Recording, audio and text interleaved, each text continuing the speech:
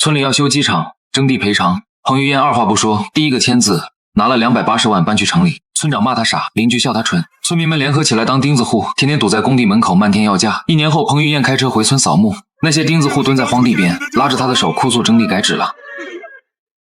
村长李福才把喇叭往桌上重重一磕，刺啦的噪音让整个祠堂安静下来。他清了清嗓子，眼神扫过底下乌压压的人头，都听着，镇上的文件下来了，修国际机场，选址就在咱们卧龙村，这可是天大的好事。村长这话一出，祠堂里瞬间炸开锅，村民们七嘴八舌，尤为好奇自己可以分到多少钱。李福才双手下压，命令村民们安静。他展开一张纸，念道：根据政策，本次征地涉及房屋、宅基地、田地、林地，综合评估，一次性补偿，每户280万。280万这个数字像块石头砸进水里，先是死寂，然后是更大的喧哗。紧接着，村民王强声音尖利地喊起来，他站起来指着村长李福才：才280万，打发叫花子呢！村长，这价格你可不能答应。去年隔壁县修高铁，一户都赔了300多万，凭啥机场还不如高铁？对，不能答应，最少500万。没错，不给500万，谁也别想动一寸土。村民的情绪被点燃了，一个个站起来，脸红脖子粗。唯独王强的表弟彭于晏没有说话，在心里算着一笔账。他家老宅加上几亩薄田，位置偏，房子也破，280万这个价钱，能让他在城里能全款买个不错的房子，还能剩下一大笔。彭于晏认为这是个确定的数字，村民们喊的500万才是空中画饼。李福才看着失控的场面有点慌，但很快又镇定下来，眼神和王强一对，彭于晏瞬间明白，村长这是和他表哥王强这是演双簧呢，一个扮红脸，一个扮白脸，想鼓动村民们把价格往上抬。这时李福才大声说：大家的心情我理解，280万确实少了一点，我的意思，咱们得团结，拧成一股绳，谁也别先签字。对，谁签字谁就是全村的罪人。王强立刻接话，眼睛还特意往彭于晏那边瞟。王强知道彭于晏爸妈走得早，他家户口本上只剩下他一人。下一秒，彭于晏直接站了起来，所有的目光瞬间聚焦在他身上。彭于晏，怎么？你有不同意见？彭于晏压根没看他，直接对坐在桌子后面的镇干部说：同志，我同意这个补偿方案。一句话，整个祠堂鸦雀无声。镇干部愣了一下，随即露出笑容，直夸彭于晏觉悟高，要和他当场签协议。这下王强坐不住了：彭于晏，你疯了？280万就把祖宗的房子卖了？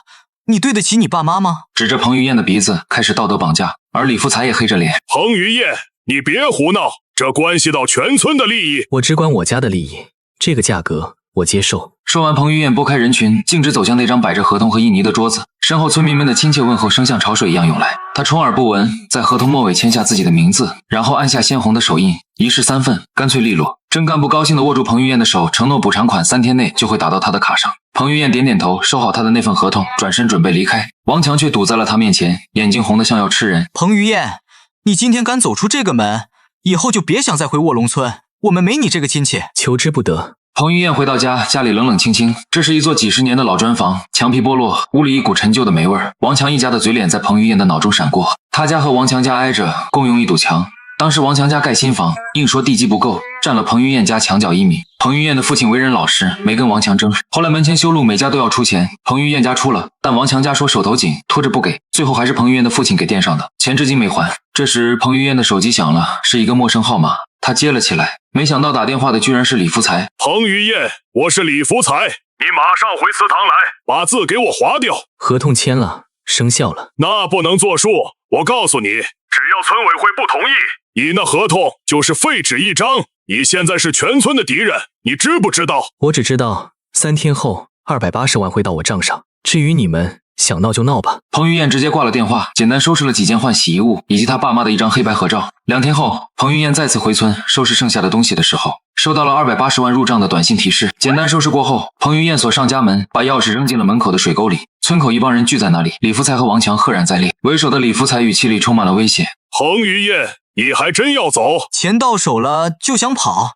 没那么容易。王强上前一步，想抓住彭于晏的背包。彭于晏侧身躲开，冷冷地看着他。即便彭于晏态度强硬，其他村民也不打算放过他。你把全村的财路都断了，今天不给个说法，你别想走。我的财路是国家给的，你们的财路是你们自己堵死的，跟我有什么关系？少废话，要么你把钱拿出来一半分给大伙儿，要么你今天就躺着出去。王强，你这是在威胁我？威胁你怎么了？打的就是你这个白眼狼。王强说着，挥起拳头朝彭于晏脸上砸去，而彭于晏早有防备，后退一步，同时从口袋里拿出手机准备拨打110。你动我一下试试，故意伤害加上敲诈勒索，你猜你得在里面待几年？王强的拳头停在半空中，他身后那些叫嚣的村民也瞬间哑火。李福才脸色变了又变，最后走出来打圆场。哎呀，都是自家人，强子也是一时冲动。彭于晏，你看这样行不行？你先别走，咱们再商量商量。没什么好商量的，合同上写的清楚，签字后7天内必须搬离，我这是遵守规定。彭于晏绕过村民们，大步朝村外的公路走去。身后，王强的声音再次响起，充满了怨毒。彭于晏，你等着，你会后悔的。我们拿到500万，不，1000万的时候，你别哭着回来求我们。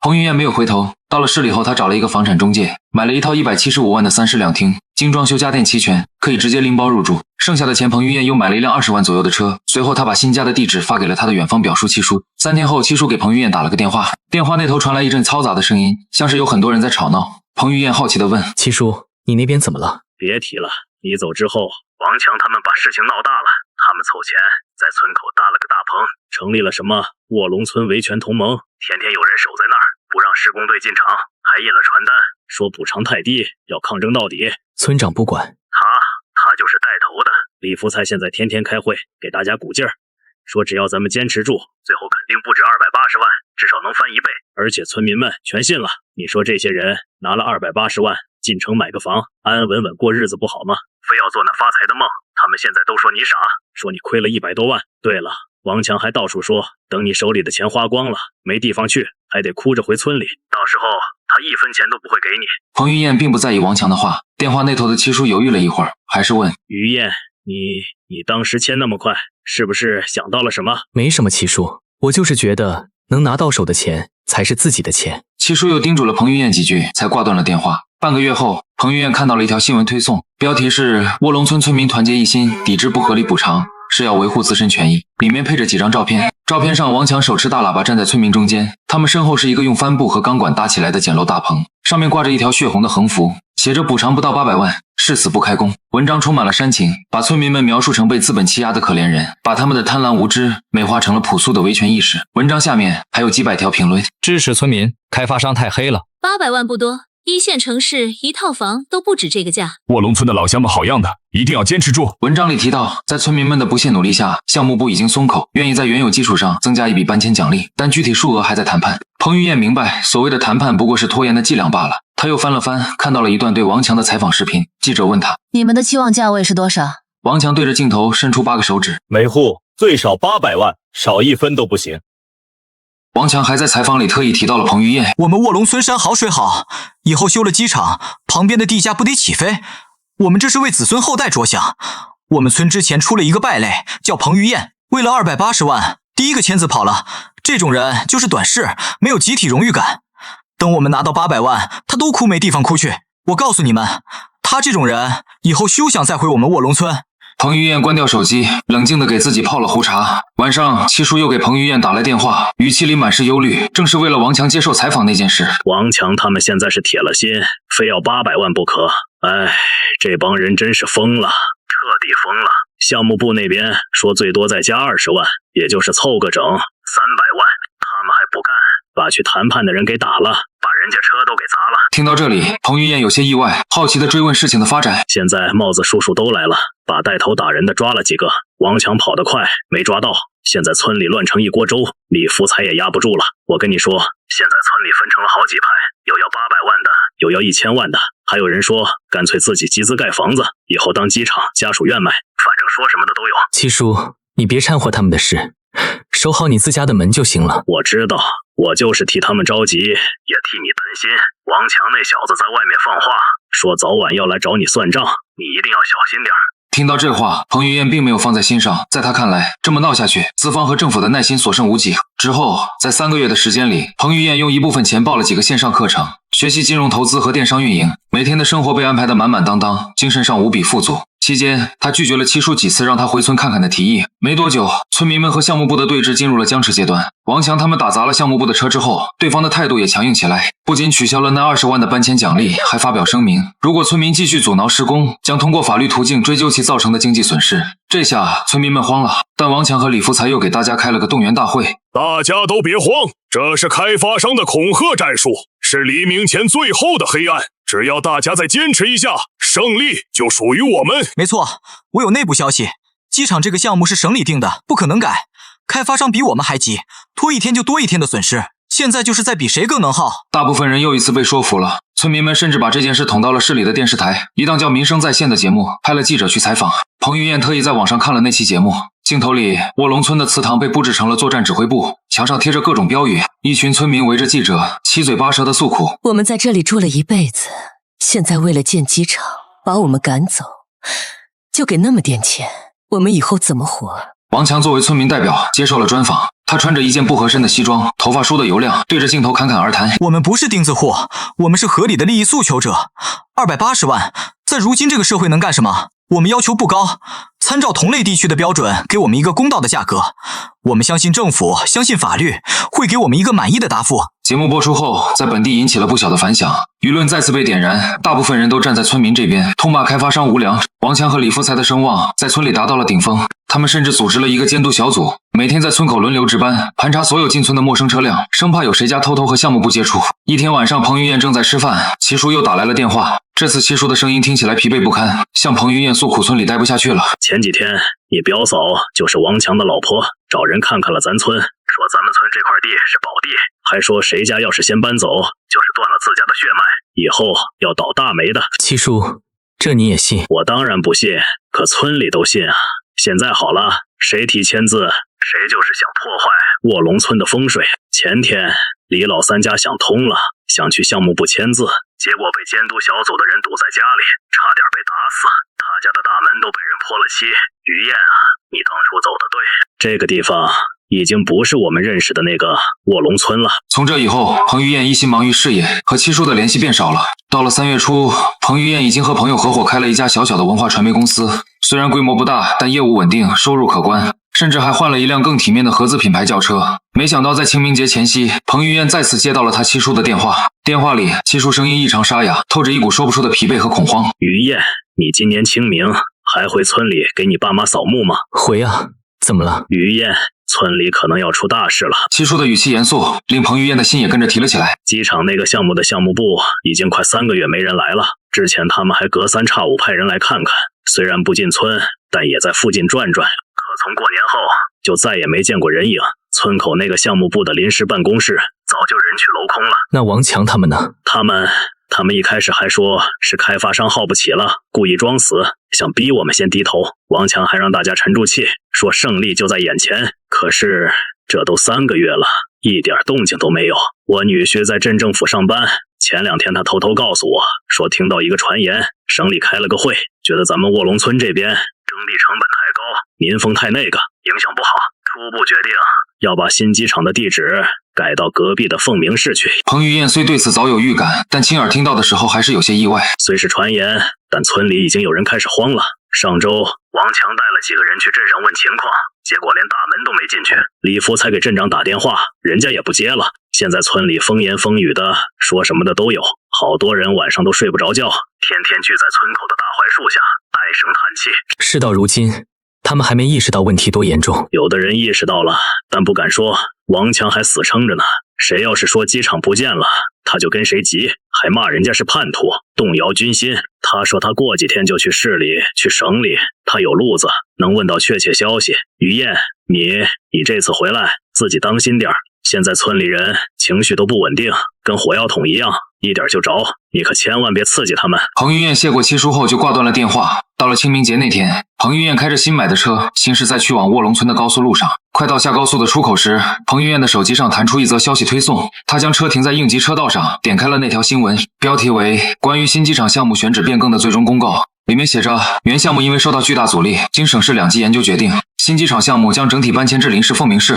最后还附了一句，原项目涉及的所有前期协议及补偿方案，自本公告发布之日起，全部终止作废。所以我签的那份合同，理论上也作废了。但我的钱早已到手，可对卧龙村的村民来说，他们1分钱也没拿到。彭于晏重新启动车子，驶下高速，向着卧龙村的方向开去。此时的雨越下越大，越靠近村子，路越是泥泞。曾经因为要修机场而翻新过的柏油路，只修了一半就停工了，剩下的一半还是土路，被来往的工程车压得坑坑洼洼，积满了黄色的泥水。车轮碾过溅起1人高的泥点。远远的，彭于晏看到了村口，那个曾经被王强他们引以为傲的同盟大棚，如今已经破烂不堪。红色的横幅被风雨撕扯的只剩下一半，耷拉在棚顶上面的字迹模糊不清，像一道流着血泪的伤疤。大棚底下空无一人，开进村子后也听不到一丝人声。随后，彭于晏把车开到村委会大院前停下，下车后走到村东头那片被征用的土地，发现那里只有一个巨大而空旷的泥坑。这时，一个佝偻的身影披着一件破旧的塑料雨衣，从远处深一脚浅一脚地走来。他是村里的孤寡老人刘四爷。最后，刘四爷在彭于晏面前停下，浑浊的眼睛在彭于晏脸上和身上打量了半天，才认出来。彭于晏，你回来了，城里好不好？他们说你在城里发大财了。刘四爷，村里人呢？他们都在祠堂那儿呢。天天吵架。正说着，村西头传来一阵骚动，有人看到了彭于晏停在村委会门口的那辆崭新轿车。紧接着，彭于晏看到几个人影从巷子里冲了出来，朝他这边跑来。为首的正是李福才和王强。李福才的头发白了大半，背也驼了，脸上布满了愁苦的皱纹。王强更是狼狈，他瘦了，也黑了，眼窝深陷，眼神里充满了血丝和暴躁，身上穿着一件沾满泥点的夹克，脚上是一双开胶的运动鞋。王强隔着大老远就叫喊着彭于晏的名字，他的声音沙哑，带着一股压抑不住的火气。不等彭于晏回应，王强便3步并作2步冲到了他面前，上下打量着彭于晏的衣着和气质。王强的眼神是嫉妒，是愤怒，更是一种不愿承认的恐慌。李福才和王强身后还跟着10几个村民，一个个面黄肌瘦，神情麻木，像是被霜打了的茄子。彭于晏，你还敢回来？混得不错啊，车都开上了，怎么回来看我们笑话？我只是回来给我爸妈扫墓。扫墓？黄鼠狼给鸡拜年，你就是来看我们笑话的？你是不是早就知道机场不见了？是不是？王强最后那句话几乎是吼出来的。他身后的村民们听到机场不见了这几个字，身体都是一颤，脸上露出惊恐的表情。李福才一把拉住情绪激动的王强，转向彭于晏，挤出一个比哭还难看的笑容。于晏啊，别听王强胡说，他就是压力太大了，这一年不容易啊。是不容易，你们守着一片荒地，做着800万的梦，确实不容易。当初签字的时候，我就劝过你们，政策不等人，见好就收，是你们自己非要抱团硬扛，非要等着坐地起价，现在出了问题，怪得了谁？彭于晏的话一针见血，刺破了村民们最后那层脆弱的伪装。王强瞬间愤怒，朝彭于晏大吼：彭于晏，当初要不是你先签字坏了规矩，上面的领导又怎么会咬着那家不放？都是因为你。王强，你不是说你有路子吗？你不是说去省里能问到确切消息吗？你的路子呢？你的消息呢？王强脸上的嚣张瞬间垮了下去，嘴唇哆嗦着，半天说不出一句话。就在这时，人群一个女人放声大哭：现在可怎么办啊？这日子真是过不下去了，俺家的猪都卖了，就等着拿钱，现在可怎么办啊？她的哭声像会传染，人群里立刻响起了此起彼伏的啜泣声。王强猛地回头，对着人群咆哮：都闭嘴！哭什么哭？谁说不见了？没影儿的事，他陈安就是想动摇我们军心。就在这时，一个年轻人从村外飞奔而来，手里拿着手机，脸上是世界末日般的绝望。村长，强哥，不好了，市里发公告了，真的发公告了。他跑到跟前，因为跑得太急，脚下一滑，摔倒在泥水里，但他顾不上爬起来，就那么趴在地上，把手机递给李福才。你们看，手机上的新闻上都说了，机场改到凤鸣市了，咱们这不见了。李福才颤抖着手从那人手里接过手机，王强也把头凑了过去。李福才手一软，手机掉在地上，他整个人晃了晃，像是被抽走了所有的力气，一屁股瘫坐在泥地里，明白这一切全完了。而王强则像一尊雕像，一动不动，雨水顺着他的头发和脸颊往下流，分不清是雨水还是泪水。短暂的死寂之后，人群彻底炸了。一个男人猛地冲向王强，一把揪住他的衣领。王强，你不是说有内部消息吗？你不是说肯定会见吗？现在怎么说？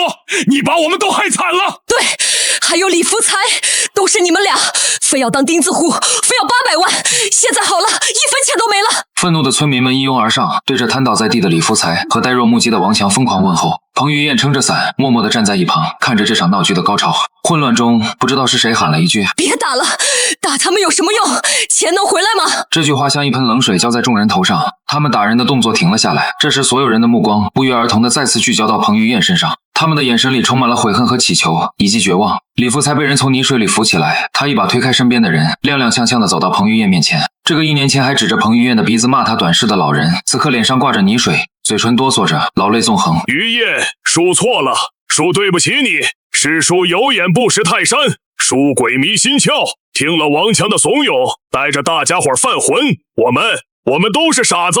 事到如今，说这些还有什么用？人群分开，王强也被几个亲戚架着推到了彭于晏面前。他身上的夹克被撕破了，脸上青一块紫一块，嘴角还流着血。王强低着头，完全不敢看彭于晏。旁边的一个长辈突然推了王强一把，催他向彭于晏道歉。王强身子一颤，还是没抬头。他沉默了很久，突然朝彭于晏软下了膝盖。这个举动让所有人都惊呆了。王强在开口时，语气里带着浓重的哭腔：“彭于晏，表哥错了，求你帮帮我们吧！我不是人，我混蛋，我不该撺掇大家当钉子户，不该骂你，不该让你走。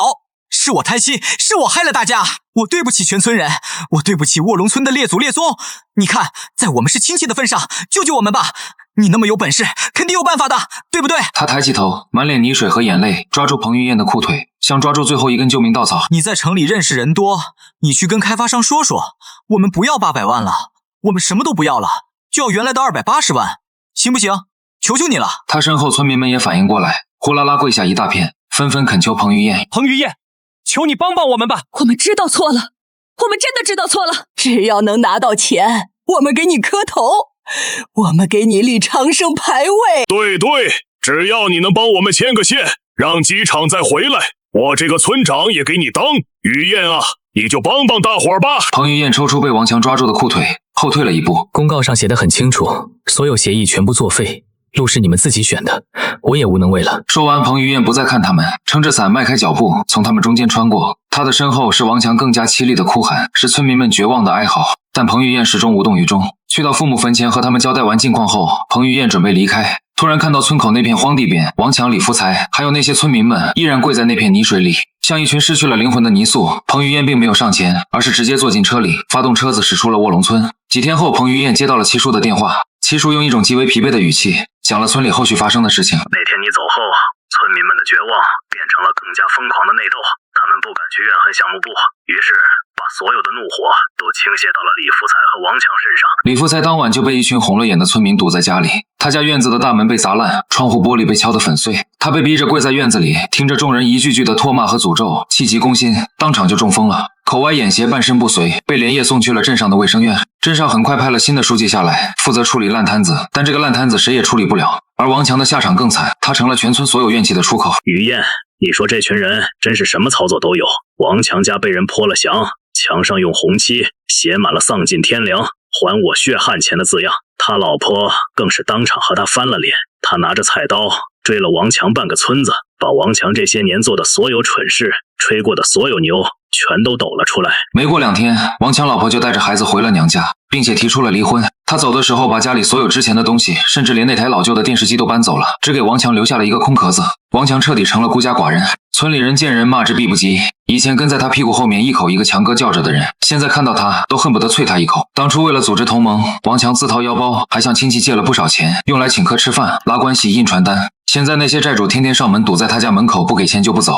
走投无路之下，王强只能选择卖掉他家的那栋2层小楼。可那房子挂出去1个月，连个问价的都没有。最后还是一个外地来的贩子，以一个低到侮辱性的价格，只给了他不到10万块钱，就把房子收走了。拿到钱的当天，王强还了债。后来他喝了一场大酒，在村里的大槐树下抱着酒瓶子哭了整整1夜。第2天他就消失了。七叔在电话里向彭于晏讲了很多，最后叹了口气：现在这个村子算是彻底散了，人心散了，就什么都没了，能走的都走了，出去找活干了，剩下的都是些走不动的老弱病残，天天坐在村口看着那个大水坑发呆。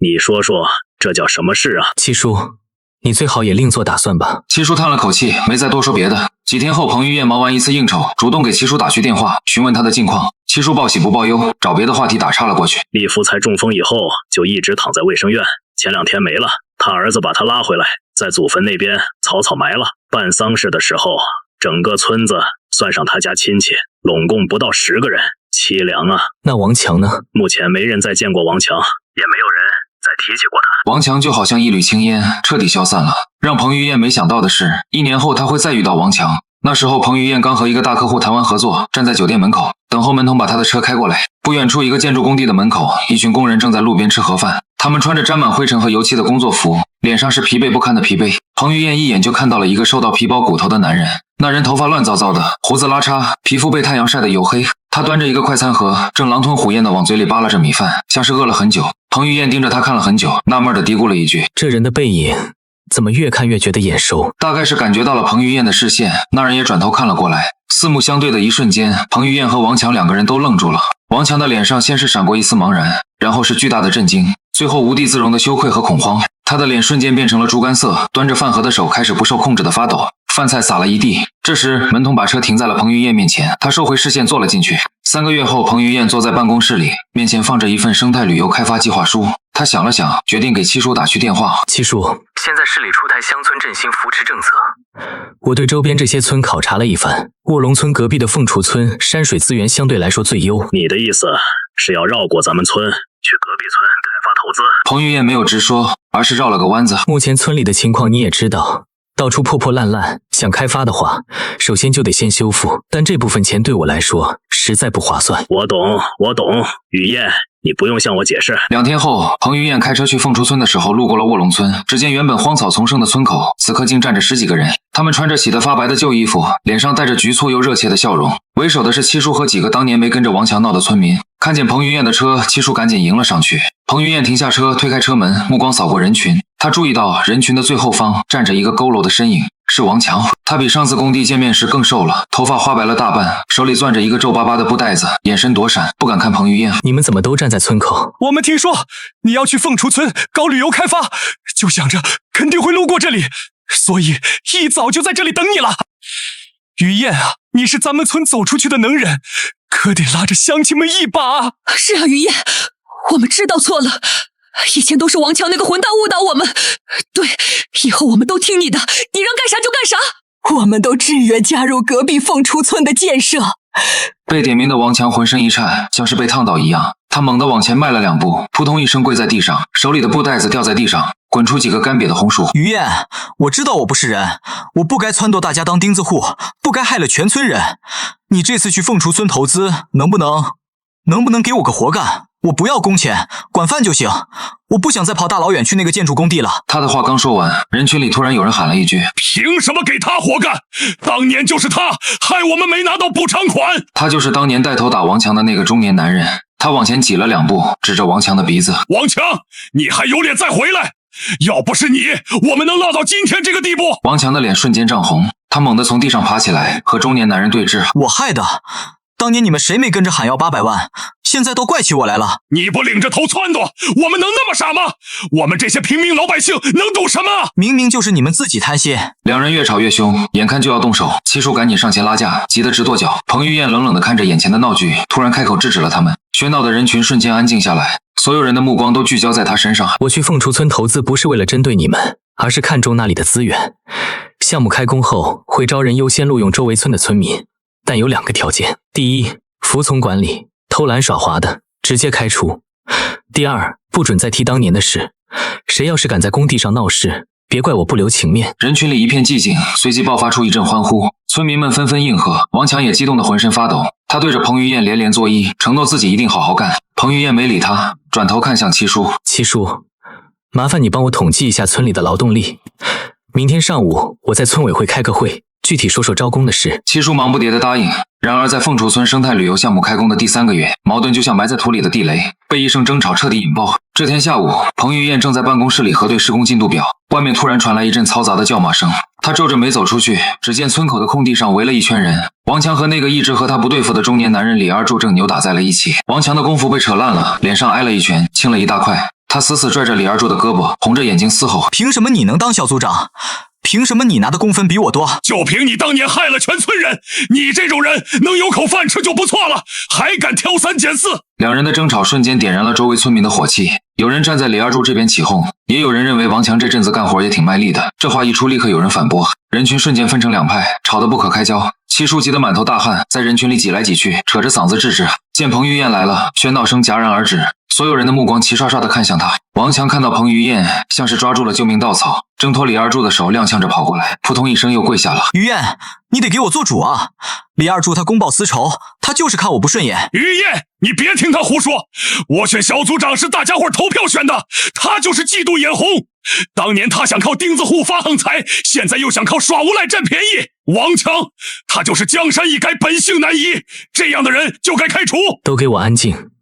李二柱当小组长是投票选的，是大家伙自愿投的，选他管着记工分，安排杂活，公平的很。王强，你觉得不公平，是因为他的功分比你多。那你有没有想过，是你自己的问题？最近我这里得到了不少有关你的举报，有工友告诉我，你平时在工地上偷懒，干活动作很慢，而且手脚不干净。谁说的？我没偷东西，是谁造谣？别被老子逮住他！彭于晏看着眼前脸色涨红的王强，无奈地摇了摇头。王强见状，立刻把态度软了下来。于晏，不，彭总，我就是觉得我不比李二柱差，我也想多挣点钱，我也想重新做人。这话刚说完，人群里就有人发出嗤笑，嘲讽声像针一样扎在王强的心上。他再次因为当年的事和村民们吵了起来。彭于晏看着眼前的一幕，心里五味杂陈。项目上的规矩是按劳分配，谁干活卖力，谁贡献大，谁就拿得多。